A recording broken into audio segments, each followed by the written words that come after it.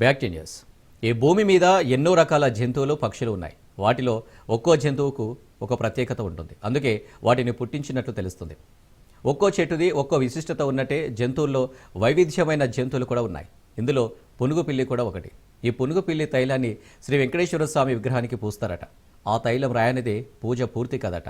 ఇందుకోసం ప్రభుత్వం వీటిపై ప్రత్యేక శ్రద్ధ పెట్టింది. ఇంతకీ అరుదైన జాతికి చెందిన పునుగు పిల్లికి వెంకటేశ్వర స్వామికి ఉన్న అనుబంధం ఏంటి? ఇవి అంతరించిపోవడానికి గల కారణాలేంటి?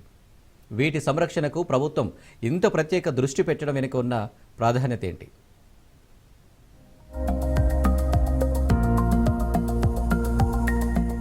ఆంధ్రప్రదేశ్ ప్రభుత్వం అరుదైన జంతువును సంరక్షించేందుకు సిద్ధమైంది. కలియుగ ప్రత్యక్ష దైవం శ్రీ వెంకటేశ్వర స్వామి వారితో ఒక విశిష్టమైన అనుబంధం ఉన్న అరుదైన జాతికి చెందిన పునుగు పిల్లి సంరక్షణకు రాష్ట్ర ప్రభుత్వం చర్యలు చేపట్టింది. తిరుమల శ్రీవారి అభిషేకంలో ఉపయోగించే తైలం కోసం తిరుపతి శ్రీ వెంకటేశ్వర జంతు ప్రదర్శనశాలలో పెంచుతున్న పునుగు పిల్లుల నివాస స్థావరాల అభివృద్ధికి ప్రభుత్వం ఆమోదించింది. అంతరించిపోతున్న ఈ అరుదైన జాతికి చెందిన పునుగు పిల్లుల సంతతిని పెంచి వాటి ఉనికిని కాపాడేందుకు టీటీడీతో కలిసి కట్టుదిట్టమైన ఏర్పాట్లు చేస్తున్నారు.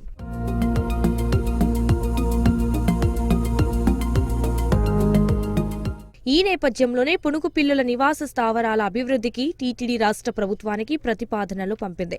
టీటీడీ ఆధ్వర్యంలో ప్రత్యేక పర్యవేక్షణలో జూ పార్కులో ఇప్పటికే నిర్మించిన నిశాచర జీవుల సంరక్షణలో పునుగు పిల్లుల సంరక్షణ సాగుతుంది. పునుగు పిల్లుల నివాస స్థావరంలో అనేక అభివృద్ధి పనుల కోసం టీటీడీ రాష్ట్ర ప్రభుత్వం అనుమతి కోరింది.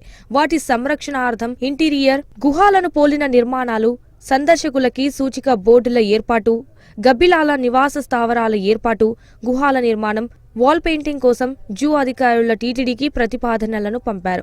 దీనిపై పూర్తి స్థాయిలో అధ్యయనం చేసిన పాలక మండలి 2024 డిసెంబర్ 24న జరిగిన పాలక మండలి సమావేశంలో ఆమోద ముద్ర వేసింది.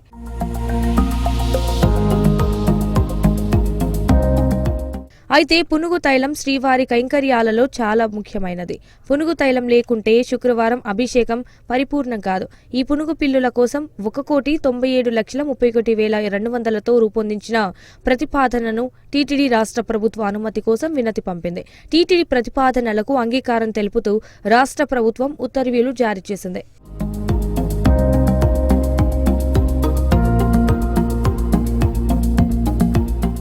కాగా తిరుమలలో శుక్రవారం స్వామివారి అభిషేకం అనంతరం మూల విరాట్కు పునుగు తైలాన్ని లేపనంగా పూస్తారు. ఈ తైలం కారణంగానే స్వామి విగ్రహం చెక్కు చెదరకుండా నిగనిగలాడుతుందని పండితులు చెప్తున్నారు. శ్రీవారి తల నుంచి పాదాల వరకు పునుగు పిల్లి తైలాన్ని పులుముతారు. ఇలా చేయడం వల్ల శ్రీవారి విగ్రహానికి ప్రకాశము తగ్గదు. అయితే పునుగు పిల్లికి 2 ఏళ్లుగా రాగానే ప్రతి 10 రోజులకొకసారి గంధం చెట్టుకు తన శరీరాన్ని రుద్దుతుంది. ఆ సమయంలో దీని చర్మం నుంచి వెలువడే స్రావం గంధం చెట్లకు అంటుకుంటుంది. ఆ చెట్ల నుంచి సేకరించే స్రావమే పునుగు తైలం.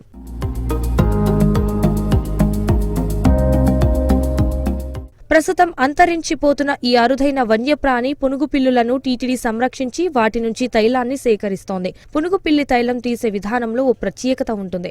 ఇనుప జల్లెడలోని గదిలో పిల్లిని ఉంచుతారు. ఇనుప జల్లెడ గది పై భాగంలో రంధ్రం ఏర్పాటు చేసి ఆ రంధ్రం ద్వారా చందనపు కర్రను గదిలోకి నిలబెడతారు. 2 సంవత్సరాల వయస్సు అనంతరం ప్రతి 10 రోజులకొకసారి హావభావాలను ప్రదర్శిస్తూ చందనపు కర్రకు చర్మాన్ని పిల్లి రుద్దుతుంది.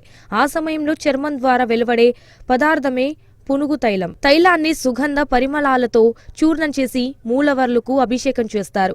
ఇలా చేయడం ద్వారా శ్రీవారు శాంతపడతారని అర్చకులు చెప్తున్నారు.